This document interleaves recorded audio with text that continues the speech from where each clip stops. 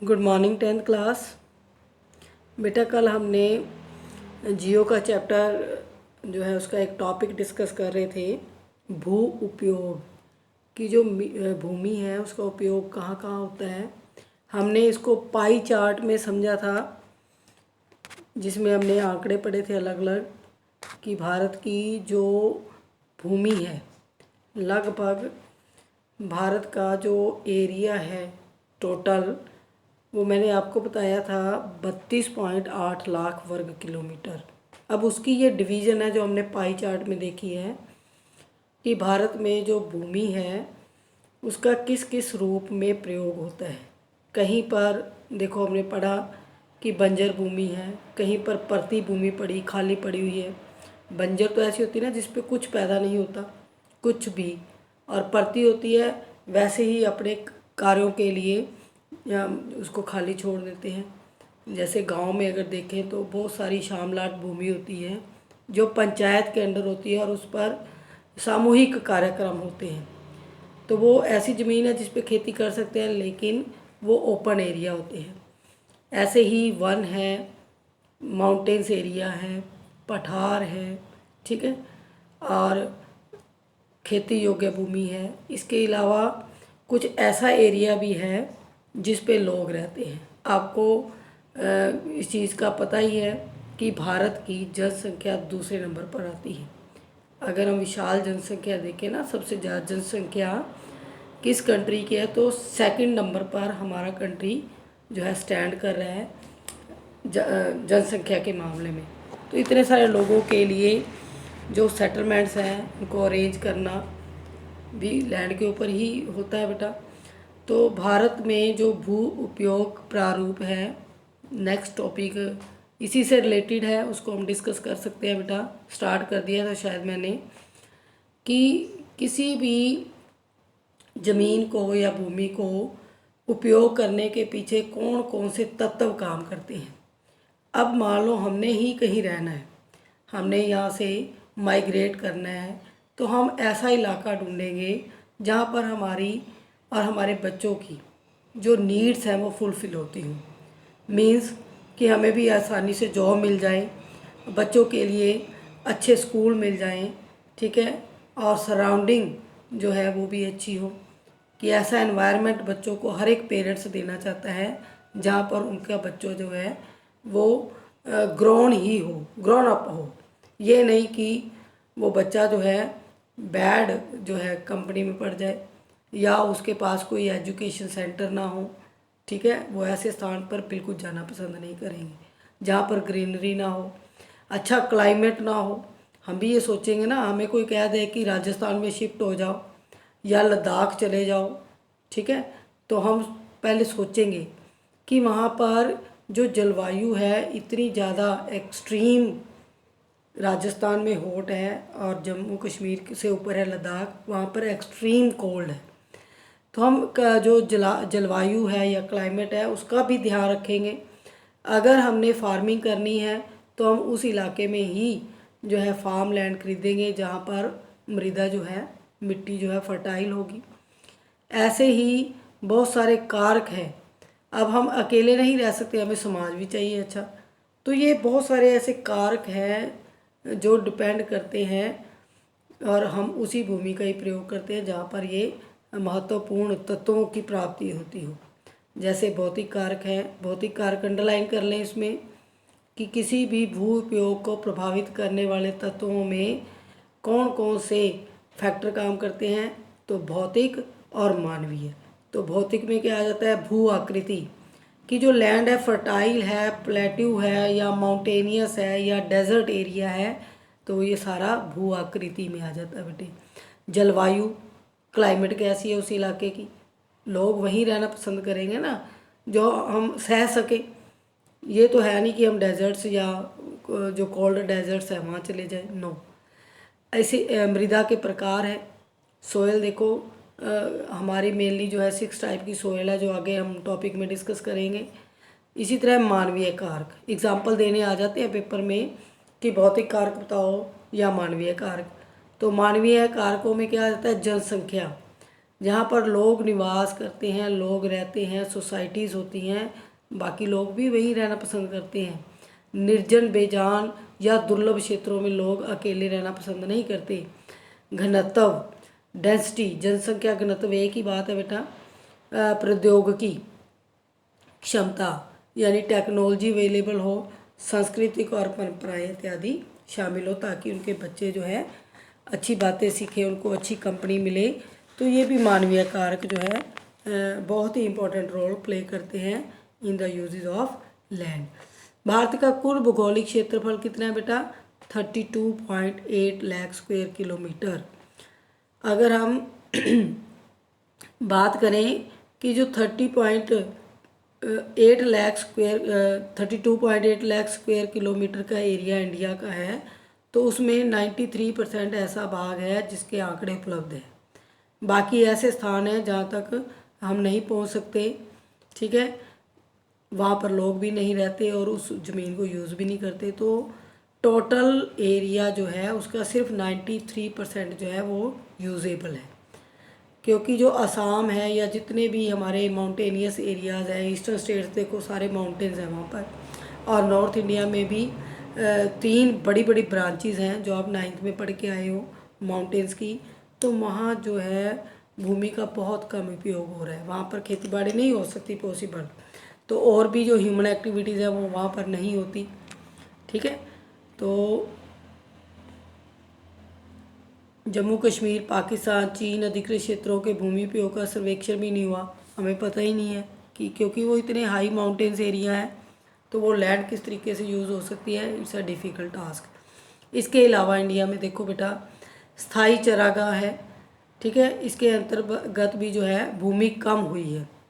पहले लोगों के पास बहुत ज़्यादा पशु होते थे और उनके लिए जो उनका फॉडर होता था, चारा जो था, वो उपलब्ध कराने के लिए उनको ज़्यादा से ज़्यादा जो है एक्वायर करना पड़ता था, फॉरेस्ट लैंड को वो क्लियर करके खेती बाड़ी करते थे। इसी तरह वर्तमान प्रतिभूमि के अतिरिक्त अन्य प्रतिभूमि भी अनुपजाऊ है। जो भू उपयोग में बातें बताई गई हैं कि जो प्रतिभूमि होती है जिसपे हम 1 साल खेती करके उसको 4-5 साल के लिए छोड़ देते हैं, ठीक है। जैसे जो ट्राइब्स थे वो क्या करते थे, क्योंकि वो मूव करते रहते थे फॉरेस्ट के अंदर, एक जगह पर टिके नहीं रहते थे, और जहाँ पर वो 1 साल या 2 साल ठहरते थे जंगलों को साफ करते थे, छोटे प्लॉट तैयार करके खेती कर लेते थे सिर्फ अपने गुजारे के लिए, इसलिए उसको प्रतिभूमि में गिना जाता है। फिर वो उस इलाके को छोड़कर आगे आगे जंगलों में कहीं और चले जाते थे। तो ये जो खेती थी वो निर्वाह खेती थी, और मेनली कौन करते थे? ट्राइब्स। तो प्रतिभूमि के अतिरिक्त अन्य प्रतिभूमि अनुपजाऊ है। प्रति ऐसी भी है प्रति जो गांव के आसपास होती है, मैंने बताया अनउपजाऊ है, उसके ऊपर कोई खेती बाड़ी नहीं हो रही, और इन पर फसल उगाने के लिए कृषि लागत बहुत ज़्यादा आती है। जो बैरन लैंड्स हैं या जिस लैंड में पानी की मात्रा ज़्यादा होती है, तो ऐसे मार्शी एरिया जो है वहाँ पर खेती करना डिफ़िकल्ट होता है बेटे। वो इसलिए भी परती है। परती मीन्स होता है खाली छोड़ना। इस भूमि में 2 या 3 वर्षों में इनको 1 या 2 बार बोया जाता है और शुद्ध जो बोए गए क्षेत्र में शामिल कर लिया जाता है। तब भी भारत के कुल जो सिंचित क्षेत्र है वो 54% है सिर्फ, यानी कि 54% एरिए पे ही खेती हो रही है देश के अंदर। जो शुद्ध बोया गया क्षेत्र है वो हर एक राज्य में अलग अलग है, क्योंकि कोई ज़रूरी नहीं कि हर राज्य के पास जो लैंड अवेलेबल है वो क्या हो, फर्टाइल हो। पंजाब, हरियाणा, उत्तर प्रदेश, बिहार, जो नॉर्दर्न स्टेट्स हैं इनको छोड़कर ऊपर जम्मू कश्मीर, हिमाचल, यहाँ भी खेती बहुत कम होती है बेटा। इन 4 स्टेट्स के अंदर जो है ज़्यादा एग्रीकल्चर होती है, और बाकी अगर साउथ स्टेट्स की बात करें तो वहाँ पर क्या है बेटा, प्लेट्यूज, वहाँ खेती बाड़ी तो पॉसिबल ही नहीं है क्योंकि वहाँ पठारी इलाका है। तो लगभग 54% पूरे इंडिया के अंदर जो लैंड एरिया उस पर क्या हो रही है, एग्रीकल्चर। तो शुद्ध बोए गए क्षेत्र का प्रतिशत भिन्न राज्यों में भिन्न भिन्न है। पंजाब, हरियाणा में जो अवेलेबल है लैंड उस पर 80% पर खेती हो रही है, जबकि दूसरे जो ईस्टर्न स्टेट्स हैं, अरुणाचल प्रदेश, मिजोरम, मणिपुर, आइलैंड ग्रुप्स हैं, अंडमान निकोबार, तो वहाँ पर 10% से भी कम लैंड पर खेती हो रही है बेटा। तो ये निकाला जाता है बोया गया क्षेत्र, शुद्ध बोया गया क्षेत्र। शुद्ध बोए गए क्षेत्र में मेनली वही आता है जो जिसमें एवरी ईयर जो है एग्रीकल्चर एक्टिविटीज़ होती हैं। तो यहाँ पर प्रति भूमि को भी काउंट कर लिया गया। उसके बाद 54% जो है एरिया एग्रीकल्चर के अंडर आ रहा है बेटा। इसके अलावा देखो गैर कृषि यानी कि खेती के अलावा भी ऐसी लैंड है जिस पर जो है यूज़ कर रहे हैं लेकिन खेती बाड़ी नहीं हो रही। जैसे बस्तियां हैं यानी कि लोग अपनी सेटलमेंट बनाते हैं, रेजिडेंस बनाते हैं, रेल लाइनें हैं, इवन की सड़कें हैं, उद्योग धंधे हैं या इंस्टीट्यूशंस हैं। तो इन सब के लिए भी जो है हमें लैंड चाहिए, तो लैंड यूज़ होती है। और लगातार जो है भूमि संरक्षण और प्रबंधन की अवहेलना करने पर क्या हो रहा है, भू संसाधनों का निम्नीकरण। अब हमारे पास जितनी भी लैंड अवेलेबल है इनका हम प्रॉपर यूज़ नहीं कर रहे, इसका मिस यूज़ कर रहे हैं, जिसकी वजह से क्या प्रॉब्लम आ रही है कि जो अवेलेबल लैंड है उसमें भी डिग्रेडेशन हो रहा है, यानी कि उसकी क्वालिटी जो है दिन प्रतिदिन कम होती जा रही है बेटा। इसके कारण समाज और पर्यावरण पर गंभीर आपदा आ सकती है। कितने जो हमारे पास रिसोर्सेज हैं, चाहे कितने भी हैं, अगर हम उनका समझदारी से विवेकपूर्ण ढंग से प्रयोग नहीं करेंगे तो एक दिन ऐसा आएगा कि वो संसाधन धीरे धीरे, कुछ संसाधन तो ख़त्म ही हो जाएंगे, जैसे कोयला ख़त्म होने की कगार पर है, ठीक है। और कुछ ऐसे संसाधन हैं जो रहेंगे हमारे पास, लेकिन उनमें क्या आ जाएगा, उनका निम्नीकरण हो जाएगा, डिग्रेडेशन हो जाएगी। अब लैंड है उसको डिग्रेड कर रहे हैं हम लोग, इसी तरह वाटर है उसको पोल्यूटेड कर रहे हैं, एयर को पोल्यूटेड कर रहे हैं। ये नेचुरल रिसोर्सेज हैं, लेकिन जो इनकी क्वालिटी थी दिन प्रतिदिन डाउन होती जा रही है बेटा, क्योंकि ह्यूमन की वजह से वहाँ पर क्या हो रहा है, पॉल्यूशन। नेक्स्ट टॉपिक है हमारा भूमि निम्नीकरण और संरक्षण उपाय। बहुत इंपॉर्टेंट टॉपिक है। What is the reason of land degradation and what is the measures and what implements we do to conserve our resources. भूमि निम्नीकरण को कैसे रोका जा सकता है और जो संसाधन हैं उनका संरक्षण कैसे कर सकते हैं। अब हमने लैंड की बात की कि हम लैंड जो है उसको यूज़ करते जा रहे हैं लगातार, तो उसमें जो कैपेसिटी थी, जो ताकत थी उगाने की, जिसको हम क्या कहते हैं, उपजाऊ, तो उपजाऊपन में कमी आती जा रही है, क्योंकि एक ही चीज़ को आप घिसाते जाओगे तो उसकी जो चमक है, उसकी जो क्वालिटी है वो दिन प्रतिदिन कम ही होती जाएगी बेटा। और भूमि एक ऐसा संसाधन है जिसका उपयोग हमारे पूर्वजों ने भी किया और शायद आने वाली पीढ़ियां भी करेंगी, क्योंकि भूमि के ऊपर ही सब एक्टिविटीज़ होती हैं।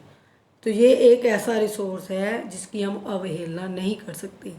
जैसे हम पानी और हवा के बिना नहीं रह सकते, तो ज़मीन के बिना रह सकते हैं, क्योंकि हवा पानी से हमारी जीवन चल रहा है। लेकिन हम जीवन कहाँ पर चला रहे हैं, इस अर्थ के ऊपर ही चला रहे हैं ना। तो अर्थ के ऊपर जो सरफेस एरिया है, जो धरातल है, जो भूमि है, वो भी एक इम्पॉर्टेंट रिसोर्स है बेटा, जिसको हमारे पूर्वजों ने भी यूज़ किया, खेती बाड़ी की, और आने वाले हमारे जो बच्चे हैं, भावी पीढ़ियां हैं, वो भी इसी पर ही खेती बाड़ी करके, अपनी एक्टिविटी करके वो गुजारा करेंगे, सरवाइव करेंगे। भोजन, मकान, कपड़ा, ये आवश्यकताएं हम कहाँ से पूरी करते हैं, ये 95% जो है हम भूमि से ही पूरी करते हैं बेटा। लेकिन जो इंसान है वो अपनी एक्टिविटीज़ की वजह से भूमि को डिग्रेड करता जा रहा है और इतना नुकसान उसको पहुंचा रहा है कि जो संसाधन है वो हमारे ख़त्म होने लगे हैं बेटा। भारत में लगभग 13 करोड़ हेक्टेयर भूमि क्या है, डिग्रेड हो चुकी है बेटा। 13 करोड़ हेक्टेयर भूमि निम्नीकृत क्या होता है कि उसकी जो क्वालिटी है वो डिक्रीज़ होती जा रही है, कम होती जा रही है, और जिसमें 28% भूमि निम्नीकृत वनों के अंतर्गत है और 56% जो है जल अपर्दित है। यानी जल अपर्दित बहुत ज़्यादा जो जल का यूज़ किया है, इरिगेशन की है, उसकी वजह से डिग्रेडेशन हो रहा है। इसके अलावा मानव क्रियाओं में वनोन्मूलन, अति पशुचारण, खनन, ये 3 जो ह्यूमन एक्टिविटी मेन बताई गई हैं, इसकी वजह से भी भूमि का नुकसान ही हो रहा है, भूमि के ऊपर पोल्यूशन हो रहा है। वनोन्मूलन क्या होता है बेटा? पेड़ों को काटना। अति पशुचारण यानी कि जब हम पेड़ों को काट रहे हैं, हमारी जो लैंड है वो बिल्कुल बंजर हो चुकी है, उसके ऊपर कुछ घास नहीं, कुछ पेड़ पौधे नहीं। तो जब हम पशु चराते हैं तो उन पशुओं की वजह से भी जो फर्स्ट लेयर है लैंड की वो कट जाती है, जिसे सॉयल इरोजन कहते हैं, मृदा अपरदन। और खनन क्या होता है? खुदाई करके खनिजों को निकालना, डिगिंग करना, माइनिंग करना मिनरल्स के लिए। तो वो भी ज़मीन जो है जिसमें खड्डे हो जाएंगे तो वो क्या उपजाऊ रहेगी बेटा? वो भी खेती करने के लायक नहीं रहेगी। और इस तरीके से जो निम्नीकरण है उसकी समस्या दिन प्रतिदिन बढ़ती जा रही है बेटा। अब खनन से क्या करते हैं? जहाँ पर हमने खड्डे कर दिए उन स्थानों पर गहरी खाइयाँ बन जाती हैं, और जो भी उसका रॉ मटेरियल है, जो भी हमने मिनरल निकाला, उसके बाद जो मलबा है, जो खोदी गई मिट्टी है, वो ऐसे ही ओपन रह जाती है। जैसे एग्जांपल देखें, इसको अंडरलाइन करेंगे कि खनन के कारण झारखंड, छत्तीसगढ़, मध्य प्रदेश, उड़ीसा ऐसे राज्यों में वनोन्मूलन हुआ है। अब खुदाई करते जा रहे हैं तो खुदाई करने के से पहले जो पेड़ पौधे हैं उनको काटना पड़ेगा, और ये ऐसे राज्य हैं जहाँ पर सबसे ज़्यादा मिनरल्स पाए जाते हैं। अब मिनरल्स की जो है सर्च में क्या करेंगे? उन पेड़ पौधों को काट कर वहाँ पर गहरी खाइयाँ बना देंगे, जिससे क्या होगा? भूमि निम्नीकरण होगा। इसी तरह गुजरात, राजस्थान, मध्य प्रदेश, महाराष्ट्र, यहाँ पर लोगों के पास जो मुख्य उनका काम धंधा है, व्यवसाय है, वो पशुओं से ही चलता है बेटा। यानी कि वहाँ पर लोग पशुपालन ज़्यादा करते हैं, जिसकी वजह से जो ज़मीन है उसका अपरदन हो रहा है, क्योंकि पशु जिस इलाके में ज़्यादा हैं तो वहाँ पर चरागाह हैं, उनके ऊपर पशु जो है मूवमेंट करते हैं, चरते हैं घास को, तो उनके जो पैर हैं, उनके जो खुर हैं, वो लेयर को काट देते हैं। फर्स्ट लेयर जो है लैंड की, सरफेस की या सोयल की, उसमें क्या आ जाता है? कटाव। अब जो मृदा कट गई, जो मृदा जो है लूज पार्टिकल हो गए, उस मृदा को जब हवा और तेज जो है बारिश होती है, तो ये वेदरिंग की 2 स्टेजेस हैं, एजेंट्स हैं, विंड और रेन वाटर। तो वो जो मृदा लूज पार्टिकल में बदल गई पशुओं के अधिक चरने से, तो वो मृदा अपने आप उड़कर बहकर एक स्थान से दूसरे स्थान पर पोजीशनड हो जाएगी, दूसरी जगह पर चली जाएगी। पंजाब, हरियाणा और उत्तर प्रदेश में क्या है? अधिक से अधिक खेती बाड़ी होती है। अब खेती बाड़ी करने के लिए क्या करेंगे? फसलों को ज़्यादा से ज़्यादा पानी की ज़रूरत होगी, सिंचाई करेंगे, तो उससे भी क्या होगा? भूमि निम्नीकरण होगी। अभी हमने पढ़ा था कि जिस ज़मीन पर जल कंटिन्यू स्टे करता है तो वो जो है ज़मीन दलदली हो जाती है, उसमें वो सारे जो रासायनिक गुण हैं, जो क्वालिटी है, वो क्या हो जाएगी? ख़त्म होती जाएगी। तो लगातार सिंचित क्षेत्र के अंदर मृदा का ह्रास होता है, मृदा का निम्नीकरण होता है बेटा। अति सिंचन यानी कि अधिक से अधिक सिंचाई करना, जिससे क्या आएगा? जलाक्रांतता, यानी कि उस लैंड के, उस मिट्टी के अंदर जल की मात्रा ज़्यादा होगी, तो जो पौष्टिक तत्व हैं वो धीरे धीरे ख़त्म हो जाएंगे, और जो ज़मीन उपजाऊ होगी वो बंजर में बदलती जाएगी। तो ये समस्या किन राज्यों में आ रही है? पंजाब, हरियाणा और उत्तर प्रदेश। तो ये जो अलग अलग एग्जाम्पल पूछे हैं, तो इनकी समस्याओं को आपने याद करना है। झारखंड, छत्तीसगढ़, मध्य प्रदेश, उड़ीसा में भूमि निम्नीकरण का मेन कारण क्या है? कि वहाँ खनन क्रिया अधिक होती है। इसी तरह हमने दूसरा एग्जाम्पल गुजरात, राजस्थान, मध्य प्रदेश और महाराष्ट्र का पढ़ा था। तो वहाँ पर भूमि निम्नीकरण का मुख्य कारण क्या है बेटा? पशुचारण, यानी वहाँ पर पशु ज़्यादा है इसलिए भी मृदा अपरदन हो रहा है, भूमि का निम्नीकरण हो रहा है। और 3 स्टेट हमारी होगी जहाँ पर हम खेती बाड़ी करते हैं, वो भी भूमि निम्नीकरण का कारण है।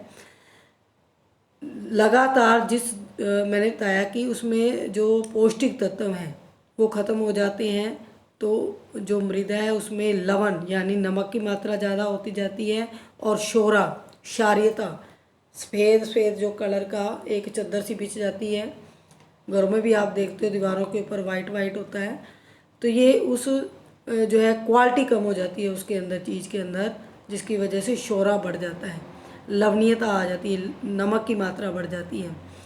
इसी प्रकार खनिज प्रक्रियाएं, जिन इलाकों में चूना पत्थर को पीसकर सीमेंट बनाया जाता है, वो सीमेंट इतना महीन, इतना बारीक होता है कि वो हवा के साथ आसमान में जुड़ जाता है, हवा के साथ ही जम जाता है आसमान में, तो वहाँ भी देखो पोल्यूशन हुआ। अब जैसे ही हवा चलती है तो वो जो जमा हुआ सिल्ट है, जो मिट्टी है, वो उड़कर, ठीक है, नीचे धरती के ऊपर फर्स्ट लेयर जमा लेती है। जो चूना पत्थर जब पीसते हैं ना, उसमें इतनी रगड़ाई करते हैं उसके अंदर, तो बहुत ज़्यादा डस्ट उठती है। वो जो मृदा है वो लेयर जो है अर्थ के ऊपर उस डस्ट की जम जाती है, जिससे क्या हो जाता है, वायु पोल्यूशन, वायु में तो पोल्यूशन होता ही होता है, प्रदूषण, ज़मीन के ऊपर भी पोल्यूशन हो जाता है, क्योंकि ऐसी ज़मीन जिसके ऊपर वो डस्ट पार्टिकल जम गए हैं, तो उस ज़मीन के अंदर खेती करना बहुत मुश्किल हो जाता है बेटा। पिछले कुछ वर्षों से देश के विभिन्न भागों में औद्योगिक जल निकास से भी अपशिष्ट पदार्थ जो हैं वो जल प्रदूषण का कारण बन रहे हैं। जहाँ पर भी उद्योग धंधे अधिक हैं, अब जितने भी हमारे उत्तर भारत के राज्य हैं वहाँ पर उद्योग धंधे भी हैं। ऐसे ही जो खनिज वाले इलाके हैं वहाँ भी स्टील इंडस्ट्रीज़ है, तो उन इंडस्ट्रीज़ के अंदर बहुत ज़्यादा जो पानी का, वाटर का यूज़ होता है, और वो वाटर इतना ज़्यादा पोल्यूटेड होता है कि वो जल प्रदूषण का कारण बन जाता है, रिवर में मिक्स हो जाता है बेटा। तो भूमि निम्नीकरण की समस्याओं को सुलझाने के कई तरीके हैं। अब इनको संरक्षण कैसे कर सकते हैं, इसके क्या ऐसे उपाय हैं? समस्याएं तो हमने पढ़ ली कि बहुत सारी ऐसी कारण हैं, समस्याएं हैं जिनकी वजह से भूमि निम्नीकरण हो रहा है। तो अब ऐसे कौन से उपाय हैं जिनकी मदद से हम भूमि निम्नीकरण की समस्या को रोक सकते हैं? तो सबसे पहले कारण क्या है? वन रोपण। अभी वनोन्मूलन को ख़त्म करना पड़ेगा हमें। जो पेड़ पौधे अंधाधुंध काट रहे हैं उसकी जगह पर उनको रोकना होगा और नए पेड़ पौधे भी लगाने होंगे। चारागाहों का उचित प्रबंध करना पड़ेगा ताकि जो पशु हैं इधर उधर जो है मूवमेंट ना करें, जिससे कि मृदा अपरदन ना हो। ठीक है, फर्स्ट पॉइंट हो गया आपका। दूसरा है पेड़ों की रक्षक मेखला, शेल्टर बेल्ट बनाकर, यानी जिन इलाकों में बहुत तेज़ हवा चलती है तो उस तेज़ हवा को रोकने के लिए एक शेल्टर बेल्ट यानी पेड़ पौधों की एक श्रृंखला लगानी पड़ती है। तेज़ हवा को पेड़ पौधे रोकते हैं, जिससे जो डस्ट है वो उड़ती नहीं। आपने देखा होगा जहाँ ग्रीनरी होती है तो हवा चलने पर वहाँ पर बहुत कम मिट्टी उड़ती है, खाली इलाकों में मिट्टी ज़्यादा उड़ती है। तो हमें ज़्यादा से ज़्यादा पेड़ लगाकर जो मृदा का कटाव है उसको रोकना चाहिए भी। पशुचार नियंत्रण, रेतली टीले कांटेदार झाड़ियाँ लगाकर स्थिर बनाने की प्रक्रिया से भी जो भूमि का कटाव है उसको रोका जा सकता है। सबसे पहले तो हम पशुचारण यानी कि पशुओं को उनको एक ही स्थान पर चारा अवेलेबल करवा के, ताकि वो जो है चरागाहों में ना ही जाए, तो मिट्टी अपरदन को रोका जा सकता है। और घास वगैरह लगा के, कांटेदार झाड़ियाँ लगा के भी हम भूमि के जो मिट्टी के कटाव को रोका जा सकता है बेटा। बंजर भूमि का उचित प्रबंध यानी कि जो वेस्ट लैंड पड़ी हुई है, बैरन लैंड पड़ी है, उसको जो है इस तरीके से वहाँ पर टेक्नोलॉजी यूज़ करके उसको उपजाऊ किया जा सकता है। खनन प्रक्रिया पर रोक लगाई जा सकती है। खनन जो है एक सिस्टमेटिकली तरीके से होगा, इसको बंद तो नहीं किया जा सकता क्योंकि मिनरल्स भी ज़रूरी हैं, लेकिन अगर हम खनन क्रिया करते हैं तो सरकार को ऐसा कानून बनाना चाहिए कि जो ये कंट्रोल करते हैं माइनिंग, ठीक है, वो उन खड्डों को भी भर दें ताकि मृदा का कटाव कम हो। तो इस तरीके से बहुत सारे उपाय हम अपनाकर भूमि प्रदूषण, भूमि निम्नीकरण को रोक सकते हैं बेटा। और आगे हमारा जो है एक लास्ट टॉपिक जो है रह जाता है मृदा संसाधन और मृदाओं का वर्गीकरण। मृदा संसाधन इसी लेक्चर में हम डिस्कस कर लेते हैं कि मृदा एक संसाधन कैसे है। मृदा या मिट्टी एक ही बात है बेटा, ये नवीकरणीय है यानी रीन्यूएबल सोर्स है। मिट्टी का निर्माण होता है लेकिन निर्माण होने में भी बहुत समय लग जाता है। ये साइंटिस्ट ही बताते हैं कि 1 इंच जो है 1 सेंटीमीटर जो लेयर बनने में हज़ारों साल लग जाते हैं। और हम क्या करते हैं अपनी एक्टिविटी से उसमें खड्डे कर देते हैं, उसको उखाड़ देते हैं, जबकि उस लेयर को सॉलिड बनने में बहुत ज़्यादा टाइम लगता है। तो रीन्यूएबल है ये। यह पौधों के विकास का माध्यम है, पौधों का विकास। तो मिट्टी और मृदा जहाँ पर अच्छी है तो वहीं पेड़ पौधे और एग्रीकल्चर हो सकती है बेटा।